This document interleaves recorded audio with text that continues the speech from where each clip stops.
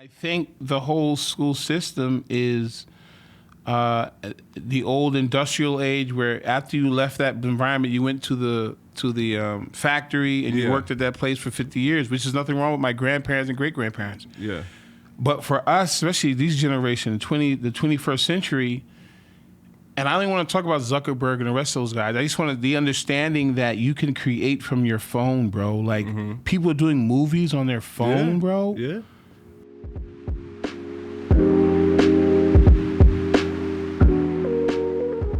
It's actually really cool. Like, so we'll get into it. But before we do that, can you just introduce yourself? Yeah. Let everybody who's listening know who you are, what you do. My name is Khalid Sabri, or Kha Tees. It was my art name, I guess I would say. I'm basically a neo-expressionist pop artist, if that's the term. I'm just trying to combine different art styles that people understand. But I'm really just an artist, in my opinion. I've been painting since I was 9 years old, drawing since I was 9. Married, 3 children. I have my own website. I have a art show going on now in Harlem. I had one in Tribeca last week. Yeah. And so I was introduced to you through a mutual friend, Colin. Yeah, Colin. Yeah, that's my dude. We worked at a hotel. Speaking of hotels, we're in the Roger Smith. And totally awesome. We were in this hotel called the Nomad Hotel. That's a hotel that you dropped that sweater off to me. Yeah. That was like new age ritzy hotels. Yeah. Sort of boutique, not as aesthetically like this. Yeah, that was more like leather and gold kind of vibe, you know? Yes, it was, man. This is like what was his name? Not Ella Fitzgerald. The Fitzgeralds, the white ones who were rich and they were 1920s. That whole era, that's what this looks like. Yeah. A 1920s hotel. Yeah, I think this place, the original establishment was like a hotel lodge, like a motel lodge, kind of old school from like the 20s. Yeah, that's what this looks like. But so I was saying, I bought a sweater from you on Instagram. Yeah. It was a blue crew neck, which it's in my closet. Yeah. Here. Yeah, totally. Hand painted. Yeah. Still, it's holding up still. So that's cool, bro, to know that. It's awesome. Yeah, so and then I started following you. We sort of connected here and there. Yeah. But I always, I've sort of been keeping an eye on what you've been doing and what you sort of represent. So, a person who's, doing art, wants to live a life where you're supporting yourself with your art. Yeah, that's bro. the most beautiful thing. Yeah. When you can, a lot of artists, they think they have to be broke to be an artist or whatever, but it's more like you have to create the life that makes it so that you can continue to do the thing that you enjoy, bro. which is making art. Yeah, I think we're taught that. I think even in school, I think we're taught that subconsciously. I went to NYU for studying fine arts. I went to art and design in high school. But in those schools, we're never taught the finance or the business side of it. So subconsciously, they're telling you, find out for yourself, or, you know what I mean? They don't put the two together. For me, me having mentor, now I have mentors, and also looking at the people I looked up to. Yeah. One of them was Keith Haring. The way he was able to commercialize his artwork on paintings, clothing, hats, shoes, sneakers, xylophones, or whatever. Yeah. For me, that's commercial. That's retail. That's commodity. So art can be a commodity. Yeah. For me, so that's my mind. I don't have a thing where, in the art schools, NYU, whatever you go to, FIT, whatever, SVA, they teach you almost like art is this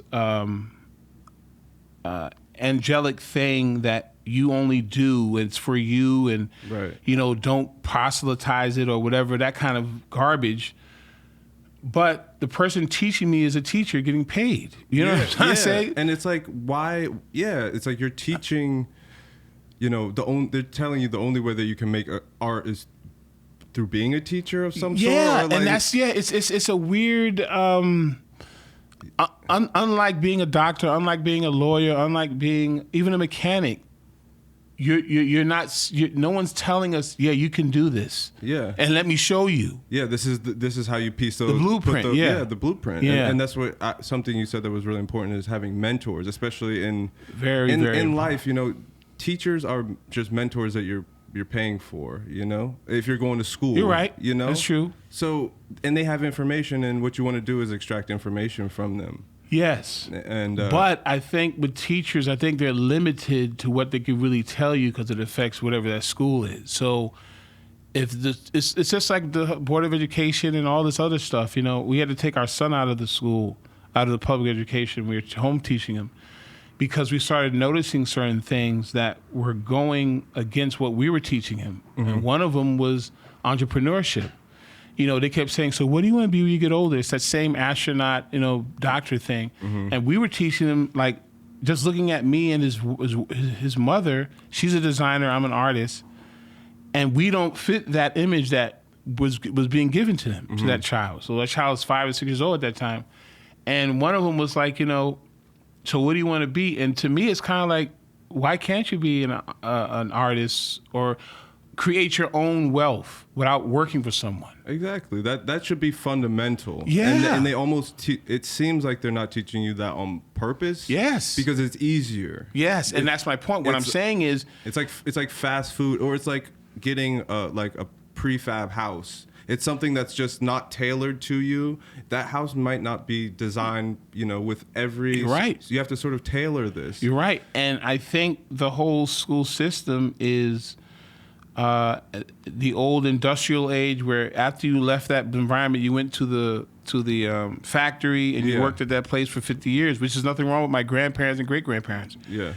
But for us, especially these generation, the 21st century, and I don't even want to talk about Zuckerberg and the rest of those guys. I just wanted the understanding that you can create from your phone, bro. Like, mm-hmm. people are doing movies on their phone, bro. Yeah. Like, if Martin Scorsese and Spielberg were being born now, do you know what they'd be creating? You know what I mean? Yeah. So it's for the creative. That's what I'm trying to say. Be creative. And they're like, the schools get rid of that. Yeah, for sure. They get rid of that. So a little bit about me. I went to school, and my degree is in audio engineering, but I went to art school before that. And I had teachers that basically put me off of making art. Yeah. You know, they like art teachers. Yes. Telling me like, you know, I'm in class, and I've always been into realism, surrealism, impressionism, that's sort of abstract, basically. Yeah. Not even like you know, like John Sargent or like I got you. You know what I'm saying? Like impressionist realism. Yes. Sort of. And that's what I wanted to do. We did a drawing in class, and I did sort of like, it looked like maybe manga. That wasn't even sort of where I was at. I wasn't doing manga stuff or nothing. Yeah. But to him, he was like, "Oh, we got another one of these." Like, yeah, and then I'm like, "All right, so okay." It's the thing, and that's the point about our teachers. The teachers are limited in the sense that depending on someone told me, whoever created that school, that's the motivation of that school. So whoever created whoever school it was. But the similar thing happened to me in high school when they told us to draw something for the, I think it was I forgot what it was, something about the American something. Mm-hmm. And I love abstract. I didn't like drawing the Rembrandt, even though I love Rembrandt, the lighting and all that stuff. I love his stuff. It's wonderful. I didn't even like comic books as much. My older brothers and then did. I didn't even like drawing that stuff. I like the abstractness of things, the shapes and hieroglyphics. Yeah. Peter Max. Mm-hmm. You know, it was a Yellow Submarine movie. So I drew this thing that it was a picture of George Washington. His eye was a mouth. One of his eyes was bigger than the other one. His mouth was something else. He didn't, it was George Washington. Not anatomically correct. No. And I was being symbolic. At 16, 17, I was always referencing symbolism. Mm-hmm. But they thought I was being disrespectful. Mm-hmm. So they found a way not to put that in my school year. But I was very upset, very angry, bro. because I worked on it, bro. Because it was in pencil. Everything was it was amazing. So once that happened, that stayed with me. It's like, okay, someone can limit what I create, bro. Yeah.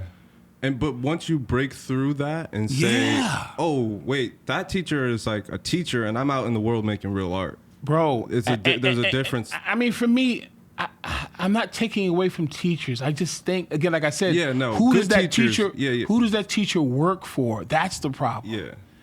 If you look at Basquiat's early work, which I've studied him for a long time, he was able to hone that because he left the status quo, unfortunately. Even his own home and his father, in my opinion, which I don't think he should have.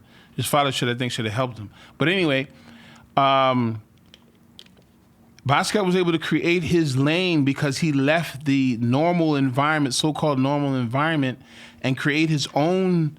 Even graffiti, like no one was doing graffiti like that. Everyone was bombing and the letters. He said, "No, I can't really do that. I'm going to do this."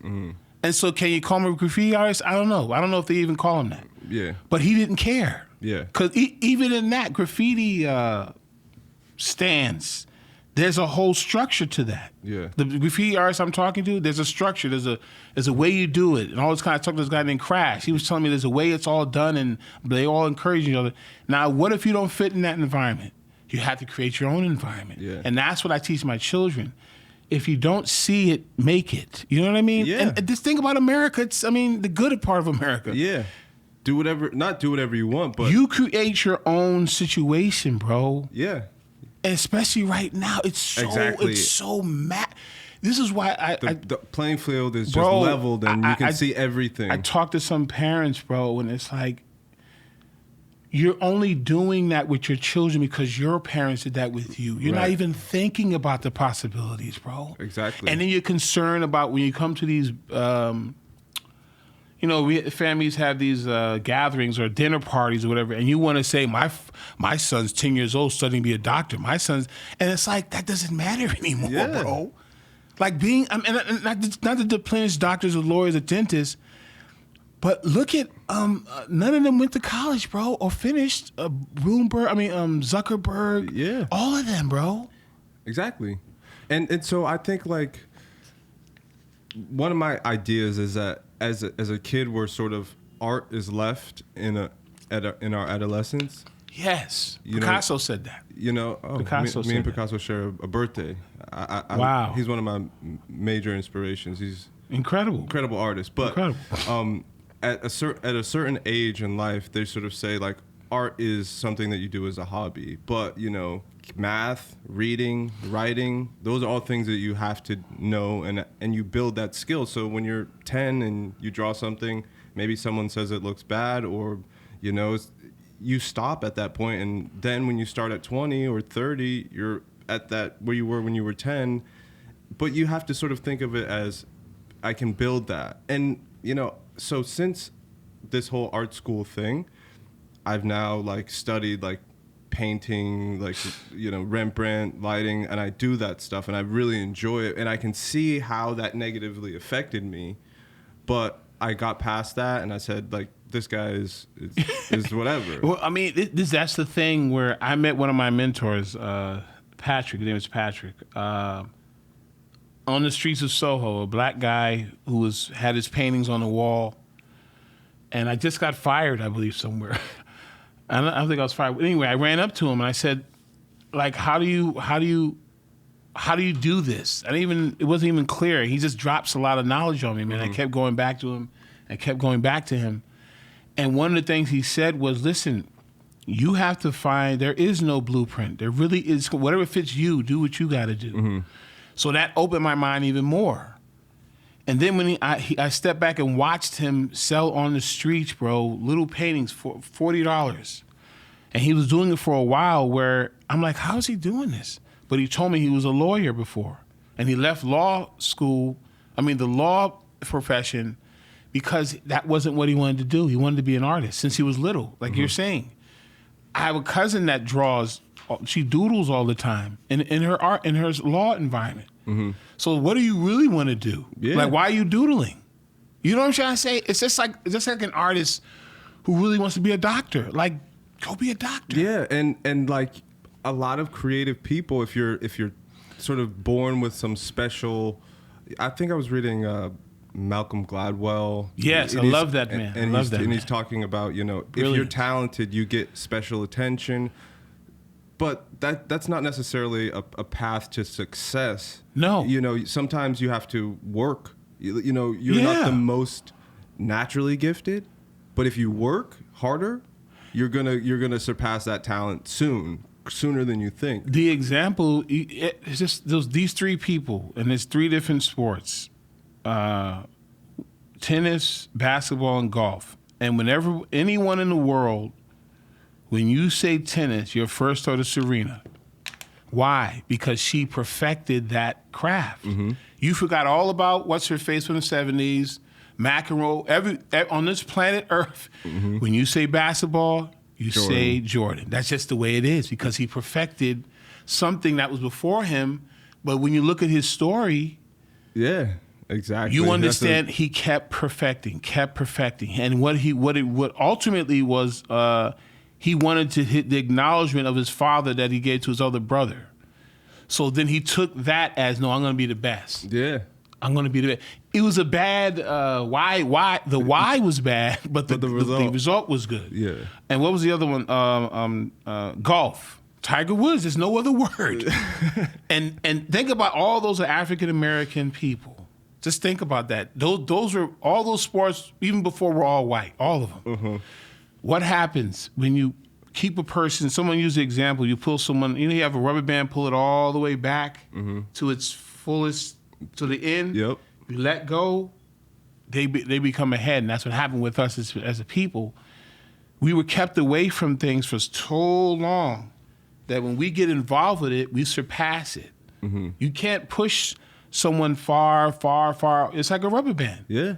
And we surpass that, bro. So, all right. So, you mentioned earlier Keith Haring, graffiti. I want to know about what New York was like in, like, I mean, you're born and raised here.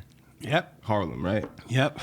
Uptown. Yes. I want to know the difference between, you know, when you were a kid, sort of you're creating art in your late teens, early 20s, and sort of how things, you know, where do you think things are going in New York? I mean, for me, being raised in Harlem, in the project specifically, my mother was just my mother and 7 of us. Father really wasn't there. I think, again, like a lot of people say, art was an escape thing. You're trying to escape what's going on in your house. So art was fun, man. It was, that's when I was younger. When I got to high school, that's when I'm a teenager. So high school, art became, I didn't like drawing and stuff anymore, and now I started to dress like an artist. What started happening is art and design, there were different kind of groups. There was the, what do you call that, the heavy metal group, the mod group, the new wave group. So all these groups, I didn't really fit in any of those groups. Yeah. But all of them had their own aesthetic. So for me, what I started doing, instead of focusing on my art, I started focusing on how I dressed. I grew my hair out. I had a big afro. I used to comb it really long. Mm-hmm. I had a long coat. I used to wear combat boots. So I was trying to find, I'm an artist, whatever that meant. Yeah, define yourself. And then I used to go to Soho, to these, what do you call those, vintage stores, and buy like old army jackets and stuff. Uh-huh. But instead of delving into my craft, because what started happening in school, I didn't like the restrictions. I didn't like that I had to, I guess I didn't like the process of restriction. And restriction, I mean, I shouldn't use that term. It's really creating the goal. You didn't like the guidelines? The structure. And like the structure. Ever since I was a kid, I was like that. There's good and bad in that. Yeah, I'm similar. For me, you need structure, because the world, I mean, just think about the planets. If there was no structure, we'd be crashing into Pluto and all this other stuff. Or at least know the rules to break the rules. I think that's the best way to say it. That's my point. But know the structure so that you can always go home. Yes. And then... Yes. And I think because I wasn't really taught the structure to a sense, I always bucked it a lot. Not I wasn't a bad kid. It wasn't one of those, You were just drugs like, I'm and gonna do stuff. my own thing. When I had to do it, I was contempt. It was okay, shading. Shading and yeah, I think I was the same color way, yeah. and here we go. And then whatever I did in school, I did the opposite at home. If I drew something in school, I would go home and do it my way. Mm-hmm. That's just I've always been that way. Mm-hmm. And so when I look at my kids and I see that behavior, I said that's where they get it from. Mm-hmm. But I know where to put it. I know what it is. How to manage that. What it is creative people need to just know that say this is a bottle. Okay, what do you see it as? So they'll cut it off, they'll cut it up, put something in it. It's a plant holder now, and there's nothing wrong with that. Yeah, but it was a bottle. So I think for me, I had to know what the bottle was, what the purpose of it was. But Khalid, it's okay to also restructure that. Yeah, that's what I think. That I'm. So what happened to me in high school? I just became good at stuff because I had to. Mm-hmm. So when I got to NYU, are you naturally good at getting good at things? Would you say? No, not at all. Okay. No, it takes a long time for me to get good at something. Okay. Go on. So getting to college, it was more freedom. Mm-hmm. So I was allowed to do other things at NYU. Unfortunately, it affected my grades. Mm-hmm. Because now I started focusing on art more than my grades, which was not good. Yeah, you didn't have the balance in your life. Yeah, because it's kind of like now I get a chance to do what I want to do, and it's just you need that. Adult. Yeah, you need that structure. It was NYU, man, Washington Square Park, yeah. That's what I want to know, like.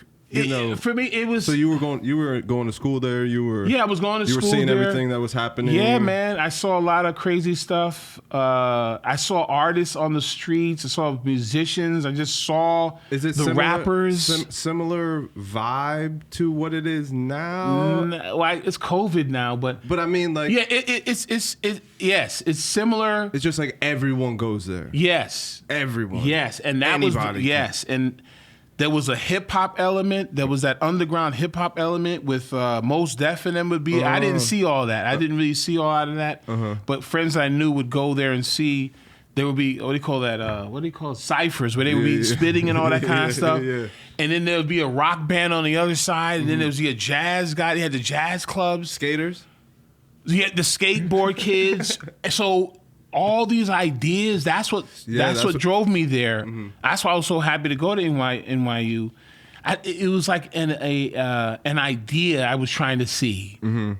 And I realized, bro, like you're the idea. It's not the place, man, as I got older. Mm-hmm. Because my grades weren't good. And my mom, we were talking because of financial aid, and NYU was ridiculous. I think I just paid it off 2 years ago. Good for you. Which is horrible. But the point was that, because I have children now, I understand now what it is that you have to let creative children create, bro. You cannot put them in an environment where they're being tortured in a sense. It's torture, bro. When you're, and I think there's a difference between male and female, how we're educated. Uh-huh. So I told my wife when our son was born, I said it's going to be different with him. He's going to be more physically active about stuff and run around. And I believe that boys learn more through touch and movement, where women learn more through studying and visual.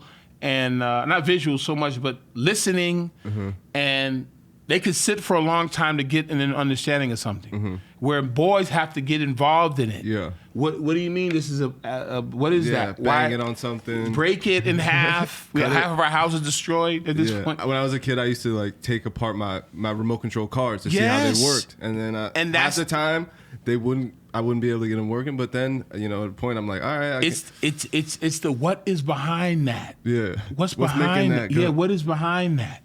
So at NYU I was able to do that. I first time I was able to solder something. I made a whole building. Yeah. I soldered it. Like how am I soldering at 21? Like who does this? Yeah. Unless you go to mechanic class. And I think also in America we stopped the home ec, I think it was, where you learn how to do cars, sew, Yeah, all cook. those things. That stopped. So I think that's what the issue was too.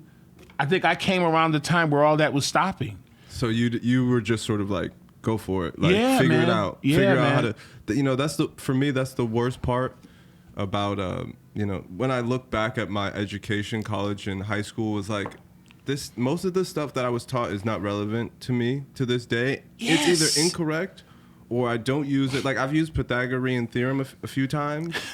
But other than that, no, Bro, why didn't they teach me how to like do my taxes? Like no one taught me at all. And this is the thing. What's the term, bro? I don't know if other countries they do that. I really believe that there's certain things their home is supposed to do. Mm-hmm. In the South they used to say, their boy has no home training. Mm-hmm. I think, my older sister knew how to do it because she was under my mom. Mm-hmm. I didn't want to listen about the credit, the check, right, the check. Paying the thing, paying the rent. I didn't want to do it. Yeah, same. So it was there. Same. My older sister learned what I didn't want to learn. It's because someone has to, like my son, 12 years old, I'm doing that with him now, telling him about, I showed him the stock, he said he likes Mario Kart, or whatever the thing is. So I told him, you're going to buy a stock in Nintendo. Mm-hmm. He's 12. He understands what that means. I wasn't told that as a kid, that we can buy stock in you know what I'm saying? Imagine we had stock in Apple back in '86, bro. Yeah. Would we probably own this place? But yeah. It's those things where we parents didn't understand the value of, it was be good, do good in school, get a job. Those are good ideas, but how do you... And that's not good for everybody. No. That's a very simplistic way to approach life. Very generalization. My question is, who fixes your car? Did that guy go to college? But you need him. Yeah. Is he a bum? Nope, because he fixes your car. You need him. So, all right. So I wanted to ask you about like the art scene in Harlem in the 80s. Like, is there a lot of... because New York... So I'm sort of from all over. Yeah. I'm a transplant to New York. Moved to New York in 2013. So to me, it's amazing. I can see everybody and just doing But I want to know if was it okay to make art? Was that sort of the priority on people's minds, or is it because today it's like anyone can sort of. Because you said, because you have a phone, you have a camera. What was the scene like in Harlem? When I was growing up, being an artist was that guy who really didn't want to do his work. Yeah. You know, in the 80s, if you were in Harlem, we didn't call graffiti artists. They weren't artists to us. That was they were awesome. Vandals. No. For us, they weren't vandals. It was awesome. But no one. To the outside viewer, it was seen as not art. Not art. No, it wasn't. Okay. But that's my introduction to art was comic books and graffiti. Mm-hmm. So the 80s, that's all I saw around where I was. The guys with the hats and the gazelles, and they would draw them with the fat laces. And so for me, that was art for me. But I didn't, when I was going to art and design in the 80s, I didn't think that it was weird. It was very weird, bro. You just thought that was cool. No, it was art, but I didn't say that to myself. Look at the artist who did that. Look at the artist who did that. It was just, that's fat, that's son. Dope. Yeah, that's dope. Oh, shoot. And then we go into class and hear about Rembrandt. And I just saw Rembrandt on the train. Yeah. The 6 train was Rembrandt. the what do you call it, court? The handball court was Picasso. Mm-hmm. I was among Picassos and all of them. So you were just sort of like soaking like everything that you could see was it was sort there, of, man. There was. It's like it was there, man. There was no the break dancers, the music, the hip hop. It was there all the time. Okay. It was there. You walked outside to go get to the store to buy something for your mama. You heard The Message. You went down the other street, you heard Rakim, and it was everywhere, bro. The gazelles, the imagery, the sheepskin. So for me, aesthetically, I was like, yo, what is this? I couldn't afford any of the clothing. I couldn't wear any of it because we, we were poor. Mm-hmm. But that was an aesthetic, like, yo, snap.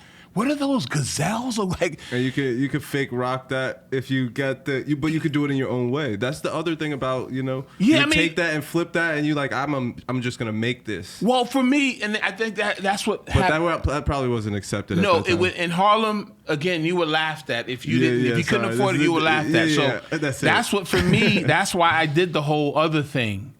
I couldn't afford the sheepskin, the gazelles, the hats, and all that stuff. So going to art and design made me say, you know what? These other kids don't wear that, so I can do that too. Mm-hmm. I can afford to go to a thrift store. I can be an art kid. Yes. I can. Even though in my neighborhood, no one was dressing like that at all, bro. That was clown stuff, bro. Yeah. That was like, what's he wearing? What's wrong with this? You know what I'm saying? Yeah. So, but for me, I was like, I was forced to be myself. You know what I mean? Forced. Because most of the kids around my age were not doing that. You had to wear shell tops, Pumas. That was the style. Yeah, but you for had to me, fit into that. I couldn't afford it. So I had to, you know what, I'm going to flip this. And that was my, between Soho and Harlem, that was my whole experience.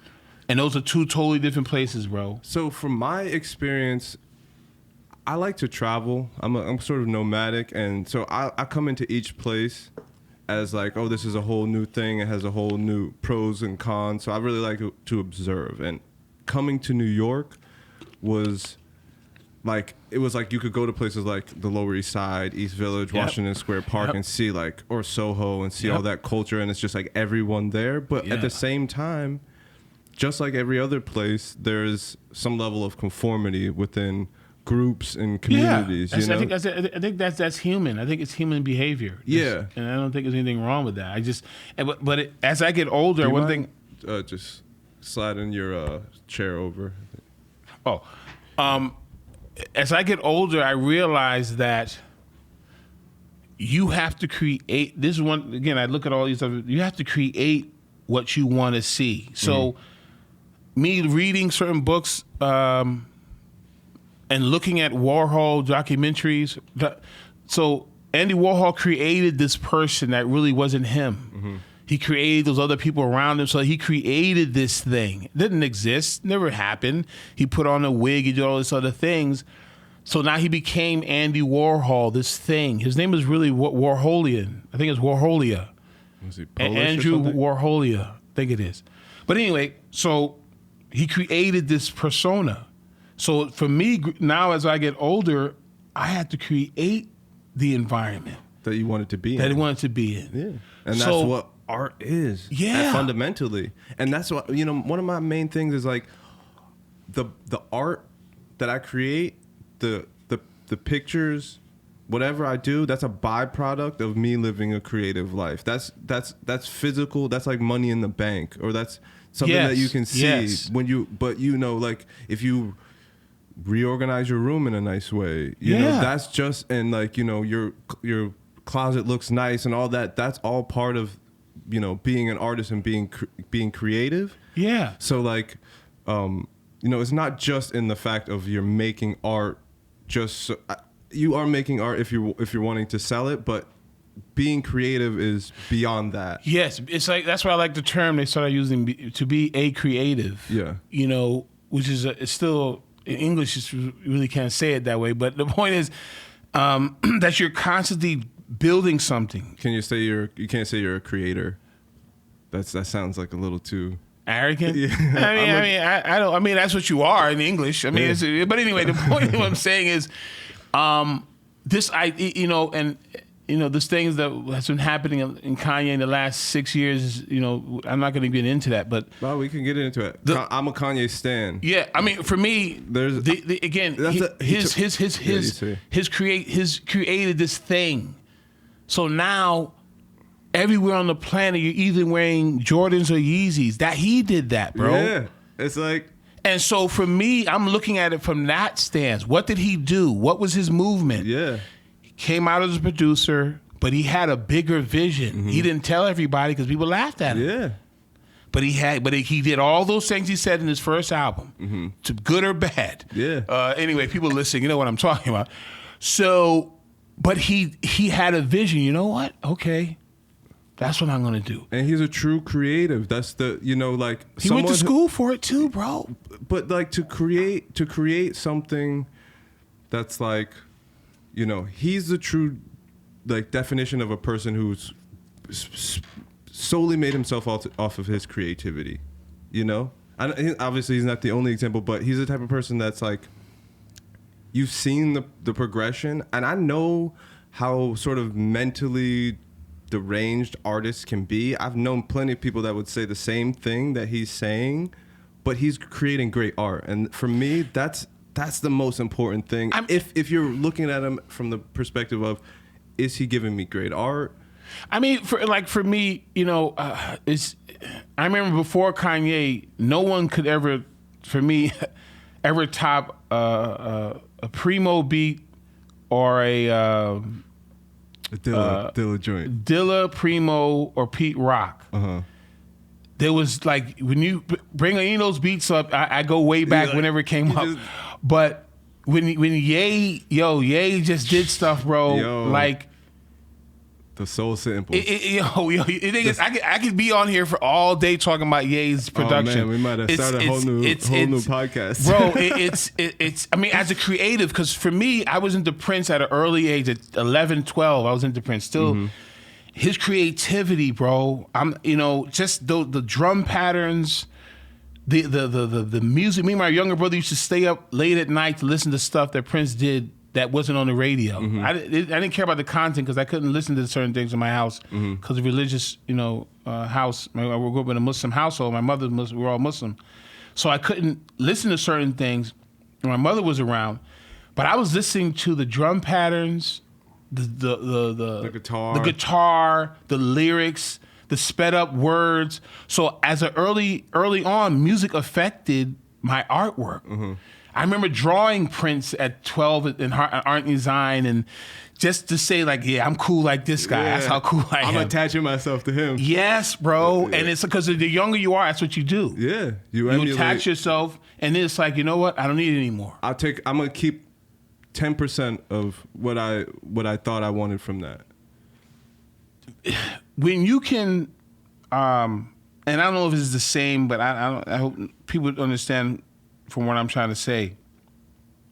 So Elijah Muhammad from the Nation of Islam created these individuals, Malcolm X, Muhammad Ali, Farrakhan. But from him came these three individuals. So you look at Kanye, Virgil Abloh, what's the other guy? I could even say Drake. I could say that because of Ye. Because of 808s. Yes, you can say all of that came out of him, and that to me means that you a great creative. That something that you did sparked other things from that, bro, and you can't deny that, man. It's undeniable. Even though Ye was jealous of Drake at one point, that's another subject. That's you created him, bro, and he gave you props. I hope you're not listening. But anyway, the point is, that's when that's what I started making paintings with the word HEIR on there, air. Yeah. And because of my children, those are going to be my my lineage. And symbolically, that's what art should be doing for people. Like, oh, because of Kanye, whatever, I'm doing this. Look at Virgil Abloh. Look at this man, bro. Yeah. Come on, like, how do Beast mode. Come on, bro. Come on, Louis. bro. Come on, bro. Louis Vuitton Don. Yo, bro. To Louis Vuitton creative director. Bro. It's crazy. And again, he it's the same logic again. Kanye's parents were very, very smart people. He comes from smart people. That's part of it. It is, bro. If you study Beyonce's father, you study Michael Jackson's father, you study what's her name, Serena Williams' father. Study their fathers, and you'll see where their excellence comes from. Yeah. So, what aside from Kanye, obviously, because you sound like a Kanye stan too. Which totally not. I respect it. I respect his creativity, bro. That's it. Respect his creativity. And you saw him at the beginning, so bro. You know. And the thing is, and a lot of people just know him from Yeezus and unfortunately, Come on. My point is it, I use this example. People don't like it, but I use the example of the Beatles, bro. When you look at the Beatles, I know they copied black music, I got all that. But when you look at the Beatles' first album to their last album, you can see the progression, bro. Yeah. I've heard all their albums. You can see the progression, but they never lost their Beatleness, whatever that means. 1963, 1970, that's 7 years. But that evolution of music, bro, you hear the White Album and A Hard Day's Night, incredible. The Police, another group. The Rolling Stones, Stevie Wonder. Yeah. There's something, something about the whole catalog. Yeah, that's how you have to see them. So when I was growing up, like when I was, I guess, 13, 14, I was listening to like Lauryn Hill, Outkast. Wow, bro! Don't get me started on Outkast, bro. Yeah, I'm an Outkast stan too. Goodness, bro. Great. Andre 3000. Anyway. Yeah. I have to say 2 words. Andre 3000. That's it. Is that 2 words? So what were you listening to, sort of like during this creative time? I say like from 10 to seemed like a Tribe guy. 10 to 18, I was listening to Prince. 10 to 18, I was listening to Tribe. I stopped really. Boom bap. Anything I was, but I stopped really listening to or buying tapes with hip hop. Because of the subject matter? Yeah, the language and stuff of that. It became very. It's like listening to the Ku Klux Klan talk about killing black people over a good beat. That's what started hurting me a lot. I love Illmatic. Yeah. But again, the whole idea of, doing a bid in prison and, it sounded romantic. The way he wrote it was romantic. It was very it's like you start, I don't got a friend in prison. I wish I had a friend in prison to write to. Yeah. Because the way it was done, it was so eloquent. The way what's his name? Snoop Dogg talked about gang rape in the song. We ain't no fun. And having my sister and my mother and my not having daughters, it affected me in a way. I can't. You can't listen to that. The spirit. Yeah, it's like I feel that. The music was so wonderful. Yeah. But like I said, it's like a KKK member with his mask on. Over a dope beat. Because that's what's killing our people. Gang rape, prison, drugs, alcohol. No matter. And what's his name?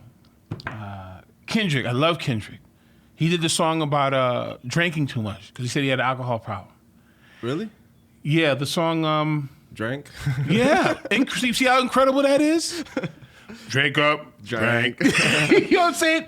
And again, to me, at my age now, I get it. I get it because he's a musician and he's talking about his family being alcohol, substance abuse. You know what I'm trying to say? Yes. So I get it.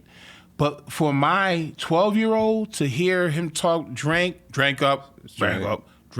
So now to him, okay, let me try this. Yeah. Let me try this. Drink up, throw up, drink. So now my 12-year-old is going to hear the song. What's wrong with drinking? He's not hearing the whole song. But and again, I'm not. This is me speaking from my understanding of even the sexuality when Prince was dressed like a in my opinion, very strange way. Mm-hmm. I was able to dissect to separate it. Yeah. No, because I had to. Yeah, because it was that good. No, because in my household, I wasn't going to look at a video with Prince jumping around with his drawers on. Mm-hmm. So I had to find a way to be like, okay, I can't hear it when my mama's here. So now I'm just listening. But I would say it's not up to you wouldn't want to not let Kendrick create the art that he wanted, or are you saying some of the work is like? For me, or is it just for you to sort of create that barrier? One thing I realized is the power. I remember what's his name used to say. I ain't no role model. What's his name? I forgot his name. I'm not into basketball too much. He played. Oh, Ron Artest? I don't know. No, he has a really thick country accent. He's bald. He played with Jordan. Anyway, so I'm not no role model. Oh. And I'm aware that I remember something. I was in school. We were in art and design, and they told us, "Okay, everybody, draw a human being." And I started drawing a black person, and it was all black kids in the room, and a Spanish person. And I started drawing a black person, but everyone in the room started drawing a white person. He just said, "Draw a human being." That's strange. So why wouldn't you draw yourself? Mm-hmm. Because you don't think of yourself as a human being. I'm making the point that something in our culture was telling us that at an early age, that these are kids who are 15, 16. The teacher says, let's draw a human being. I knew to draw myself because I'm a human being. All the other black children drew white people. Now, why? What in their subconscious connected whiteness with human being and not themselves? So I'm saying, me as a creative, I have to go to your subconscious. My son, one time, and again, I'm not against Christianity. I'm not against anyone's religion. I have a grandmother who was a Christian, great-grandmother was a Christian. So my son, I'm walking down the street with him, he was like 7 years old, and we see a church, and there's the image of Christ that we've been given. Mm-hmm. And he asked me, Daddy, why is that man on a plus sign? See, my son at 6 years old saw that image was a plus sign. That's all he understood at 6 years old, a plus sign. So for him, he registered a plus sign and a man on a plus sign. Mm-hmm. But what is that image saying to him as he gets older if he doesn't have anyone to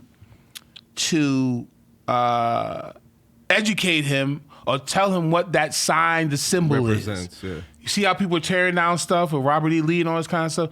Why? That was just someone who created it. Just somebody created an image of Robert E. Lee. Mm-hmm. Yeah. No, I'm trying to make the point that if you're creative, you are responsible for the content. the conscious and the subconscious that goes with it. So for me, if I'm aware that America is a very racial racial environment where whiteness is great and blackness is horrible, that's how we're raised in America. That's just the way it is. There's no people are not going to disagree with it. That's just the way it is. Yeah. So if I'm aware of that, do I create art that helps that, or do I create art that fights that? Now that's up to the person. That's what happens. So my response to that is, if I can speak for Kendrick Lamar, and that's to say that if you create, you have to get my idea always. I don't like protests because I think you're telling your opposition. It's like some art of war shit. Like you're telling. I agree with you. You're telling your opposition what you're gonna do, what you're gonna do, and where you're gonna be. So you got to get in the building. You got to be inside. You got to be Yeezy. You got to be Yeezy in the White House. Like do all the crazy stuff. Get in the White House. Get people out of jail. Like that's real. I think that there's a parable in I believe in the Bible, because I have a Bible in my house. I have a Torah in my house and the Quran in my house, and that's what we were encouraged to do. That's the reason why I'm talking this way, because I've read the Bible, I've read the Quran, I've read the Torah. So when I'm speaking, I'm not speaking to hurt people. I'm speaking because I was taught to read the Jewish temple and all this. Anyway, the idea that Moses was in the house of the Pharaoh, and because he was in the house of the Pharaoh, he saw what the Pharaoh's weaknesses were and what the Pharaoh was really doing. And because he became endeared to the Pharaoh, for him to fight the Pharaoh, it was a shock. It was like you're talking about. You don't tell people what your approach. You don't go, like you said, you're inside. Misdirection. Yes. Yeah, you Art of war. You're inside. We've been inside for a long time, bro. Yeah. And it seems like we're not fighting Pharaoh. It seems like we're helping Pharaoh in that sense. What I mean is, I understand what you're saying. What I mean is, if Pharaoh created a system that makes black boys act in a certain way, or the narrative. The thing that just happened in Soho with the art. That just happened in Soho. That's not helping that's not helping the problem. You're like you're talking about setting. You're adding to the fire. You know what I mean? It's already, when we leave. If we go outside and get a cab, we're aware that most of the time. Well, we have Uber now, so that's a whole other thing. Yeah. Even with that, there's issues. We go outside and get a cab, you and me, and we're gonna wait on a cab longer than if you were white people. We know this. This is our conversation between each other. Common knowledge, yeah. So as an artist, I have to be aware that, okay, am I going to create art that helps that situation?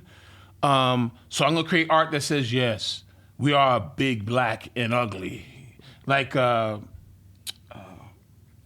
what about like someone like Chance the Rapper?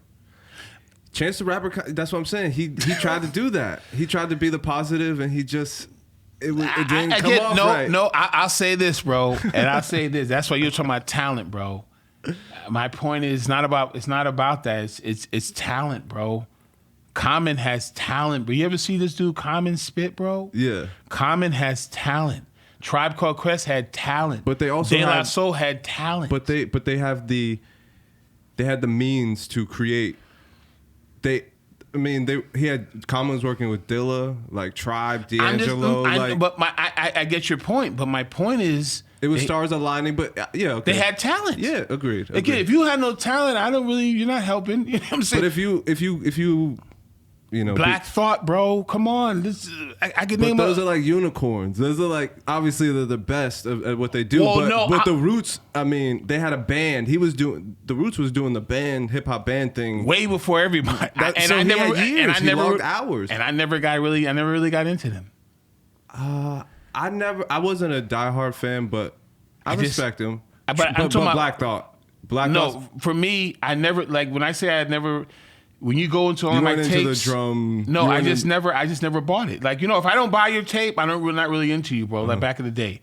So my old tapes, you don't see any of that. You just what was don't. In there?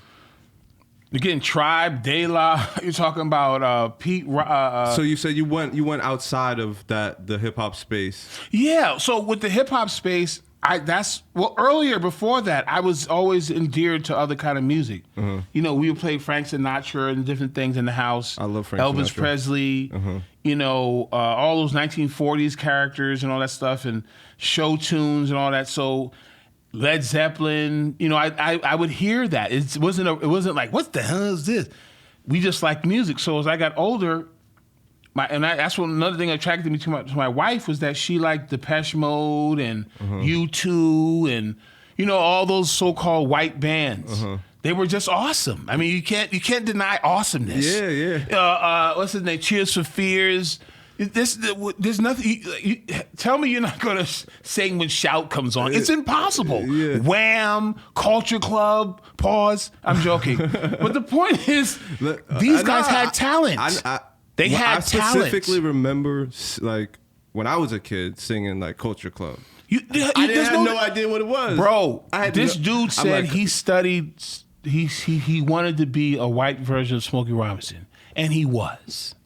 You got to give him credit, bro. That's what Boy George said? Yes, bro. That's what he studied. Listen to this music, bro. Incredible, bro. So, all right. So, for me, during that time in the 90s... yeah. I just really wanted to get back into that, the Afrocentric stuff that was coming out. But was there a lot of, like, were you listening to, like, Nina? Yes. Like, at Smokey Motown, all that was right there too? Yes. Because of my parents' generation. Yeah. But then again, I was, again, those kids in school who were always the different one. That was me. I didn't want to...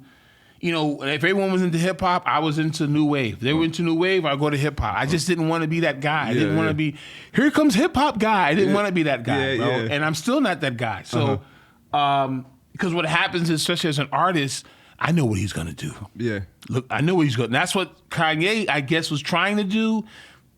He lost me. But, after Dark Twisted Fantasy, which again was one of the greatest albums ever made in 20 years. I don't care if anybody disagrees Yeah, with it's a me. masterpiece. There's no way around it. You can't What disagree. followed that up? What was it? Yeezus right after that? Yes. And you didn't like Yeezus? No. And again, one of the things I realized, what's his name said this? John Lennon. I'm a Beatles fan, so John Lennon talked about getting off of. He did one song about getting off of heroin. It was the worst experience in his life. Right in the It song. was called just that experience of getting off of heroin. So he wrote one song called Cold Turkey. See, that's different when you do one song about getting out of because you're stressed. When you do a whole album, I can't. Because I know Kanye was going through a thing with his mom and his girlfriend, so he did a whole album. That doesn't work for me. It just doesn't. I mean, I'm whatever. I think I know a lot of people that younger people that only know him literally from that, and they like I put on late registration. They don't know anything like college dropout, nothing. How is that possible? Maybe a couple Dark Twisted Fantasy tracks, but like they're like no, like so it's like young white girls like college dudes like listen to like working out to Yeezus. Yeah. I thought it was amazing, but either way, I will talk. No, there will be no slander from on my end. All right, so the other thing I wanted to, which we sort of touched on, is like the spirituality in creativity and how those. I want to know. I want to talk to people about the process, and for me, and it seems like for you, there's a spirituality aspect that is that plays into that. Yes. So I sort of want to know like what goes on in your mind when you're, or pushes, guides you. Yeah, for me, in the Islamic faith, there's a word called tawheed, which means oneness, that everything is connected. Everything's connected. The human being's connected. We don't really believe that there's a white human being and a black human being. We don't believe that. They're all human beings that are have different expressions, and that God wanted us to see each other's color, our hair texture, our language, to learn from each other. That's that's the Islamic way of seeing things. Again, that's in the Quran. That's not in real life because I found a lot of racist, ugly Muslims. This is the worst thing in the world. But anyway. A lot of terrible people in general. But, yes. Yeah. I'm just specifically talking about my religion specifically. So I don't separate myself as an artist or a musician. I'm always a Muslim for me. Whatever that means. So what would what would this Muslim human being create? You know what I mean? If I believe that everything is oneness, that everyone is created equal, that everybody has the same way of, can create, everyone is has a common denominator. Yes, everyone's born good. Everyone's created as a baby. Everyone's innocent when they're born. This is Islamic beliefs. So I come from that. So in making your art, do you approach it as I'm good at this? This is my skill. I'm a tradesman, and this is like, yes, this is how I make a living. Yes. So it happens all together. It happens all together because I'm painting something now about my mom, and she passed last year. So this has been like almost like a cathartic thing, creating this picture about my mom. And I'm also doing something about Muhammad Ali. You know what I mean? So for me, it's never. It's just you're doing business, and then you're just living, and the byproduct of that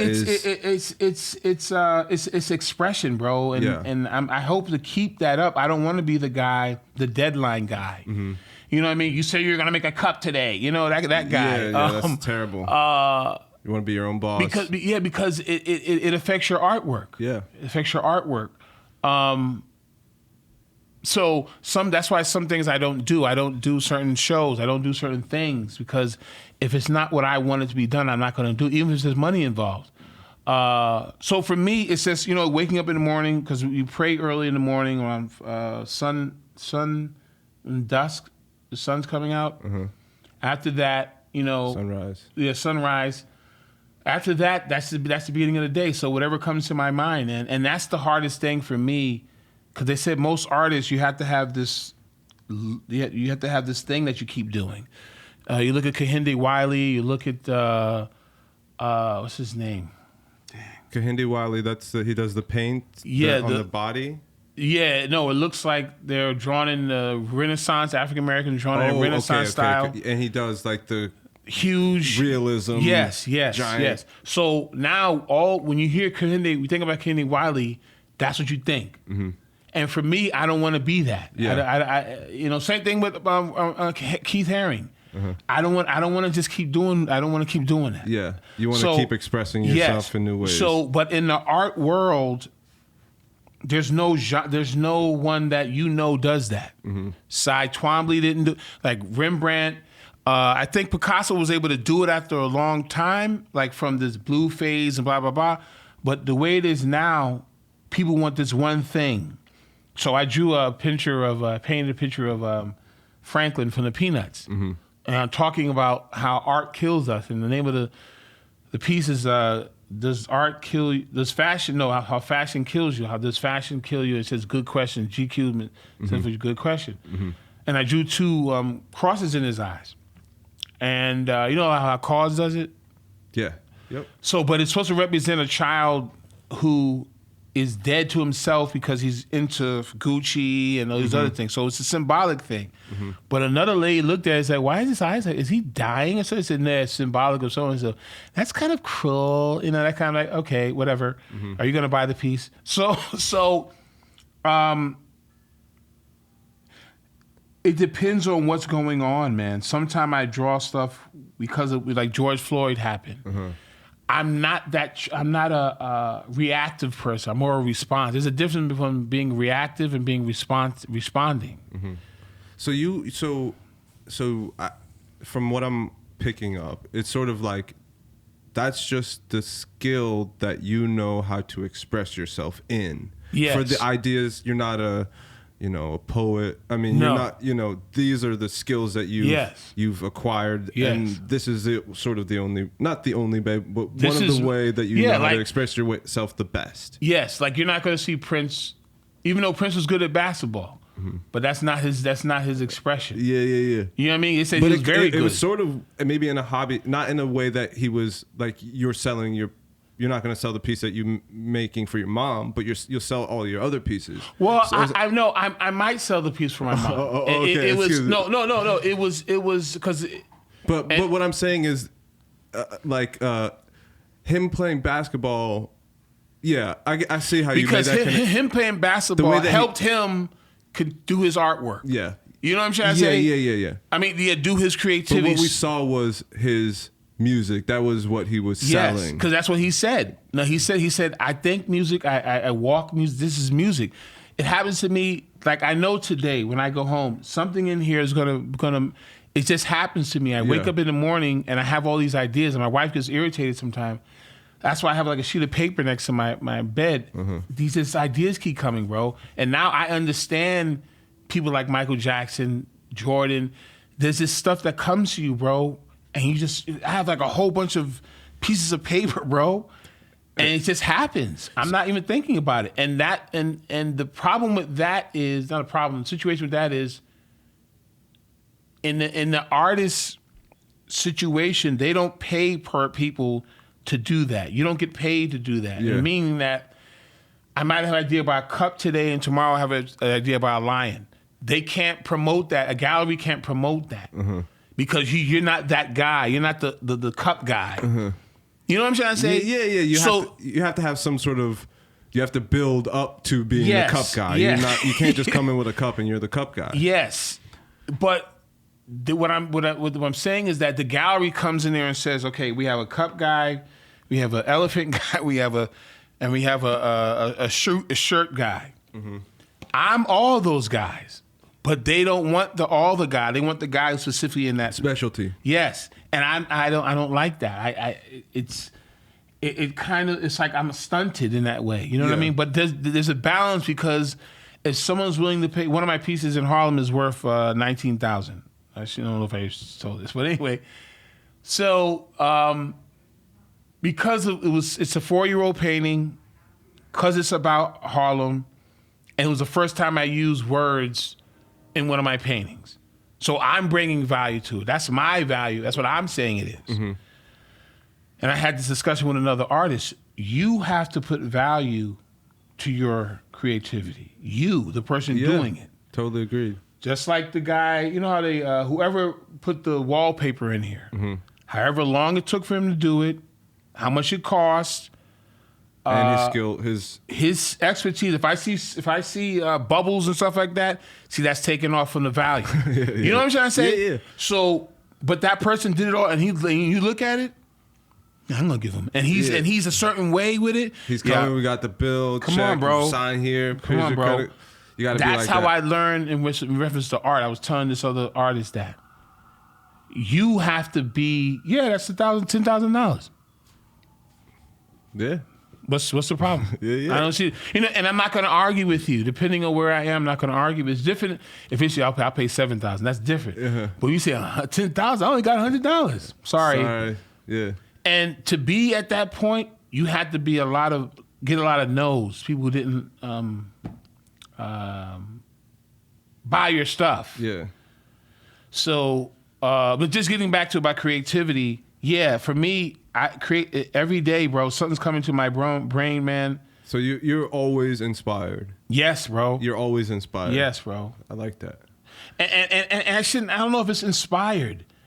Something's always coming to me, man. Yeah. I read and I think someone said this, I don't know if it was an artist, he said, something is always coming to you, but sometimes it's not important. Yeah. But for me, I don't do that. I like, oh, snap. Oh, yeah, man. You know what I mean? So something's always coming to our brain, I think, all the time. So I guess for me, where I sort of vary off of that is that happens to me a lot. But I have this idea of, I like doing projects that it's not necessarily clear, but I like the challenge of I have to go through many trials and tribulations, like setting up this kind of stuff. It's like, you don't just like say, all right, we're going to do this. It's like, you got to master a few things before you get there. Yeah. That's really, and I like traveling. So I'm like, let me go to this country and see if I can just exist in this space. So for me, like if I get all these ideas, I'm like, okay, I want to build an app. I want to do this. If I focus on all of those, it won't get done. Yeah. Yeah, no, I agree with you. But that's why I said I write it down. Then you can look at it later and weed them out. Yes. So what I mean is, certain things like, what? That's horrible. Like duck shoe. So, who are you? So, but then I'm like, oh, it's like something will fall on the floor. Like, oh, shoot. Yeah. And it's a painting, bro. I did that with one of the paintings I sold in the summertime during COVID, bro. I'm like, wow, bro. I sold this during COVID, bro. Yeah, we should talk about that. What's COVID been like, bro? This is for all my life, man. I've never been this happy, this relaxed, this focused. It's like almost like God like gave me like a moment, not another chance, or like a moment. Yeah, bro. Yeah, that's how. And I don't want to take away from anybody. You can look around. Yeah. I don't want to take away from anyone who lost their parents and stuff. Feels, that's bad. But for me personally, man, with my wife and my kids and my artwork, bro, like, wow, man. Yeah. The time I have, like, even to do this, bro. Yeah. Like, this is why I told you, bro. I'm going to do this, bro. Yeah. This is part of that COVID thing, man. Like, it's this whole idea that do that thing you're gonna do, man. Yeah, that's that moment. This is that moment right now. Everybody that was, you were lying to yourself, bro. Yeah. And I don't mean disrespect anybody, but you were lying that you needed time. You never wanted to do that thing, bro. Mm-hmm. You didn't want to do that thing. COVID stopped everything for you to do that thing, bro. You know what I'm saying? You sitting there, you sis or bro, whoever you are, bro. You said, if I only had time to do something, if I only had time. Now, you had 6 months, bro. Yeah, and I find myself, even if I have so much time that I could waste time, get bored, and still have time. Come on, bro. Yo. You know, bro, this is the most wonderfulest time for creative people. Oh my God, bro. Because I think, right now people need creative solutions. And like you're saying, your life is creative. So if you come with that aspect of I'm creative, the things that I do are creative. So I got to figure out a way to, that's what I pride myself on, is being, I can find, if you give me something, I'll give you a creative way to give you a creative outcome. That will probably work. One of the things, this is just, I don't know if it's all topic, but it's about women. If you give women money, they become, they'll be able to make that money grow bigger, bro. Mm-hmm. And it seems like that's a feminine trait, which is good. It's a good, because nurturing and creating and building something, like plants. This gave us time as creators, bro. Like, okay, the stores aren't going to come back the way they used to. Yeah. Neiman Marcus is gone, bro. I work over there at the Hudson Yards. Gone. I saw them take it off. They were just open last year, bro. Gone. Whoa. Whole 3 floors. Wait, the Neiman Marcus at Hudson Yards, the mall that they just built? Bro, gone, bro. The mall that they just built? Yes. Wow. Gone. That's been there for like a year. Yes, bro. 2 years. I was there. I saw everything. I saw the crane take it off. So for me, I'm like, nah, this is your opportunity, Khaled. Yeah, you could. This is your opportunity, bro. Yeah. And I mean this in the sense of retail's not coming back the same way. My daughter's in school becoming a chef. One of my daughters went to FIT. My other son's creating coding. I'm like, I talk to them all the time. Listen, it's time for y'all, man. That's what time it is. That's bro. a fact. That's what time it is. When you see, they had 3 floors, bro. The whole Ritzy, no, you can't come in here. You don't have any money kind of bull crap. Yeah. And then they're gone, bro. Yeah. That to me is like, yes. I'm not happy for people lose their job. But that's one for the. What I'm saying is those who are saying, I might start a store. I might. If you didn't start a store, you didn't start your thing, you didn't in this COVID time, you were never going to do it, bro. Exactly. You were just told. That's why one of the things that also helped me in about creativity is being around even yourself, bro. This is just energy for me. Around people who say they're going to do it and do it, bro. Exactly. And that's who I'm around all the time, man. That's nice. That's what the hype, like, oh shoot, this dude's doing this, and oh shoot, that's what he's doing this. Yeah, that's really it's nice. Like, oh, let me do my, you know what I'm saying? Let me do. That's one of the things that said about the Beatles, man. They were saying, I can use him as an example, but Paul would come up with something, John would come up with something, and then George would come up with something, and it was like a competition. But beautiful music came out of that. They're all working together. Yeah, man. When you're in that environment. That's why I'm talking about mentors and having people, you look at my mentor's doing that? Oh, shoot. Let me do something. You know what I'm saying? This man's older than me. He's doing, you know what I'm saying? And then it's like you start to vibe off of them, bro. Yeah, and you start to live in that, And so I know we started talking about mentors. I had a mentor in London. I moved to London in 2015. I lived there for off and on for like a year and a half, and I was doing these shows. I just went to this club, and it was like, I'm like, yo, this is amazing. It's an open mic that at that point had like 360 Wednesdays in a row or something, like something crazy. And so I'm in there, and the house band is amazing, the host is amazing people. I'm like right next to my spot. It's like in this old mansion. And then I basically just went to this guy and said, hey, I want to be a part of this show. And he taught me from that day. We would meet every day and just like have breakfast, talk about we would go around to different venues in London, booking shows. I'm meeting artists, And then I came back from that, moved to Maine for a moment. Then I was figuring out if I was going to come back to New York, and I got hired by a Broadway company, doing what I was doing in London for that time, and then that put me on to corporate production, and so it's like it's the mentor getting the information from a source and in a real world application is super important. Bro. This is the stuff I know. One thing I realized that I told my wife when we first started, dating and talking.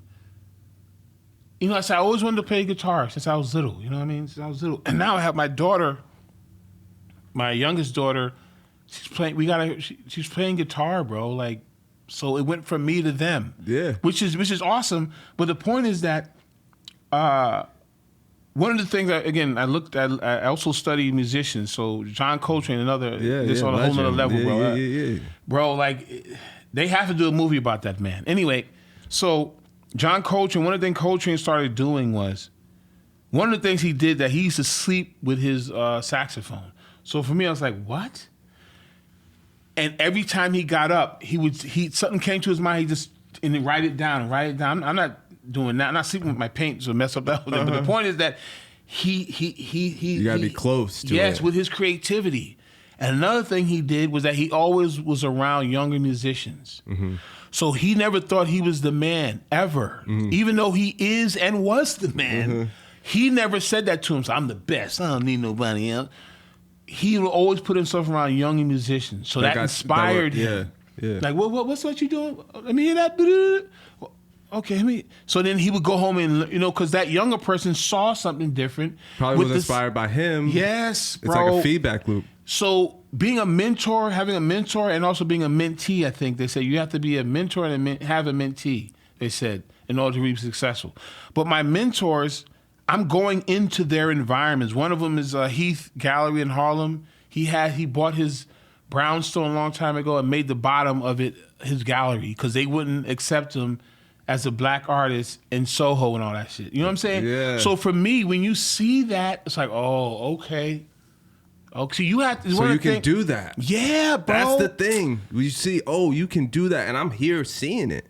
That's what was in London. I'm like, I saw, like, people don't even believe me. I'm like, we did so much crazy shit, and like for me to just like experience that, what I learned in a year and a half, is the reason for everything that And I think about Prince when he said he was in high school. And he didn't like the schoolwork, but he said he would go hide in the band room, mm-hmm. and he would practice. That's where they would find him all the time, practicing. So he became good. By the time his first album, he already knew 40 instruments. Mm-hmm. But it was that practice. Yeah. In high school, didn't want to go to school, so that's another thing too. We don't know how to teach all children in these public schools, mm-hmm. even private schools, I don't think. Yeah. We keep having the same linear vision. Mm-hmm. You're into math. You were talking about earlier math, science, and all of that is involved in art. Mm-hmm. Math, mm-hmm. science, trigonometry. Da Vinci, like that's one thing that because I learned, I went deep with like painting and math, like. Charles Barg, there's this old like drawing book that basically teaches you the structure of drawing, and then I'm looking at that and I'm like, oh, I can see what Da Vinci was doing here, like calculating, these lines and these. Now, see, the thing is, why didn't they teach me that in school? They could have had a picture, bro, of that image, that the man like this, and taught math from there, bro. Exactly. Because first of all, the kids would have been like, "Who's that?" And now it would have stuck it. Oh, that's a painting. Yeah, Leonardo da Vinci. I know him. Yeah. Well, not I know him, but and same thing with the and one of the things that the idea of bombarding everybody who's from a certain different culture with white culture or European culture, it becomes a burden on those other cultural people, Spanish, Chinese, whatever. When you're taught that the only artists come out of Europe, and that affects you. So that's what I meant about everyone drawing a white person, uh-huh. because that's what you're taught at an early age, that art came from Europe. No, everyone did art, bro. They just found where was it? In South America, a big mountain that had art on it. In South America, bro, they had hand paintings and drawings and stuff. So that's the issue too. It's a programming, essentially. Yes. So when you're little, art comes from Europe, music comes out of Africa. I don't know what comes out of South America. Chinese just made the what do you call it? The firecrackers. You know what I'm trying to see how you know that? Yeah. All this bull crap, which is all lie, But if you taught the truth, we would even be empathetic toward the European. Mm-hmm. We wouldn't have so much hatred for the European. And that's how that's my approach to it is, like, I see like all of the paintings and the things that I want to do, they're of mainly white European people. Yeah. And I wish there was a way. I guess most of the other art has been destroyed, for lack of a better. Or hidden. But, and what I've been taught, like, from in school, seeing like the David, the thinking man, all of this stuff. But you don't see like Mayan, for example. So for me, one of the things that I really like is like the Rembrandt, like the Caravaggio, Velasquez. Incredible. There is no. And again, I get just like you give props to people, whoever what they did. But one of the things you understand is that where did they get the idea to even do that? They got it from Africa. Yeah. Now you got to study. Same thing with Picasso, with the African thing is. Oh yeah. Why didn't the African get into making so-called real images? Because the African was more into the symbolism of the human being rather than the physical human being. So because this isn't really you, bro. The inside is who you are. Not even I'm talking about your flesh. What's really moved? Just think about this: a dead body. See, the body's dead. Why isn't it moving? Because the soul's not in it. So you're not really just in your soul, really. So, but anyway. So the African style of understanding of art was from more of a symbolic meaning of it. No one has lips like that. No one's heads that way. No one's eyes are that way. Yeah, But it was symbol. It was just like hieroglyphics.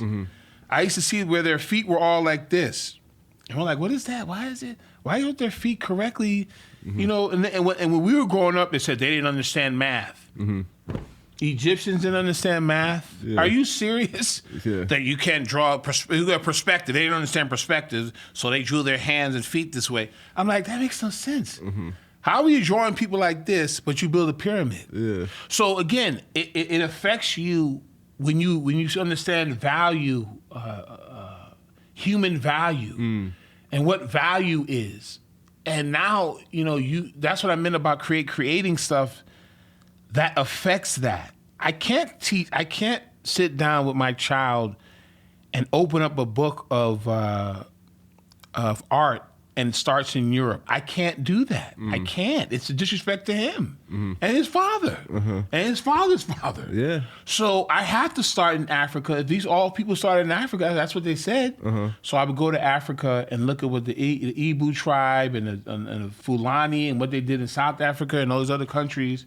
And then go to Europe, and then go to China, and then go and start almost like, everyone did art. There's a reason why the European did this, and the Mayan did this. And okay, so the human being has to create. So that's what you find at the end of it. Yeah, totally. All human beings have to be creative. It's not one group is smarter or better. No, bro. It's your expression because where you are. And yes, when you can... how do you create a human torso out of marble, bro? That is incredible. Yeah. When you go and look at how you imprint on someone's skin, and they have the skin bubbling on. How the hell did you? This person understood math. They understood all this thing, but who inspired them? And it's okay to look at Caravaggio and Rembrandt. Like I said, Rembrandt's one of the best. Light up, like, bro. How does a candle in the shot, bro?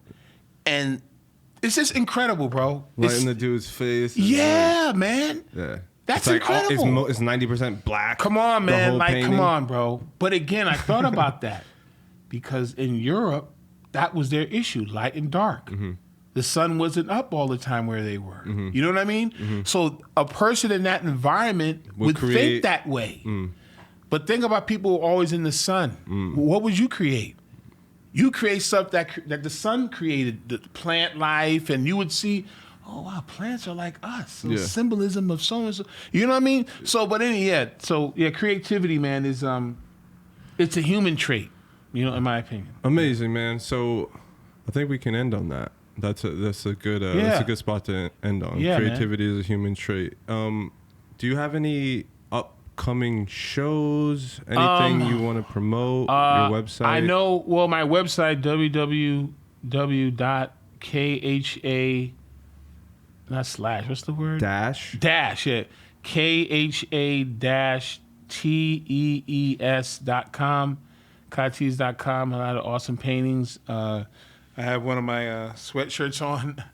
I got that. I should have I might be going to London. I'm glad I know you know someone. Yeah, from London. I can put you. I might be going to London next year. If this falls through, I put in a bid to go. It's called The Beers London. It's a show out there.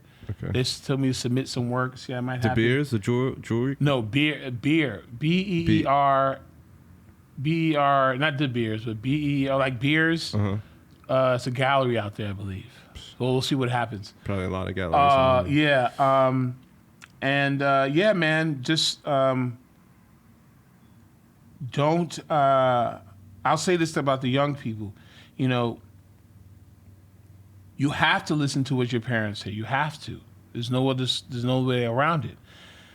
But listen to them until you're able to live on your own and do what you have to do for yourself, because they're paying the bills. It's like this guy. I listen to this guy named Gary Vee a lot. Mm-hmm. He's a little aggressive for me, but you said aggressive? Yeah, I know. He's a little aggressive, but yeah. I know. What I mean, it's like you're saying my hip hop, but there's no music behind it, unfortunately. Yeah, exactly. You kids better stop. Just go. Just do it. Forget about it. Who's this? Your mom? But anyway, the point is that it's true. It's gonna come out of you some way, bro. Yeah. Good or bad. Hopefully it comes out good, but you have to, if you're in the house, you're 16, you want to be an artist, but your parents want you to be an engineer, gotta live with that. But I do say is to get a mentor or get other friends who want to be this artists or whatever and be with them, and y'all connect and y'all do that with each other, but you get back in your home, do the work, do the engineering work, do it. And that's it really. Perfect. Well, yeah. I really appreciate you. I really appreciate you doing this, helping me with this, bro. This is just blowing my mind, bro. I'm so happy that I came, man. Good, man. So thank you for coming, and yeah, thank you.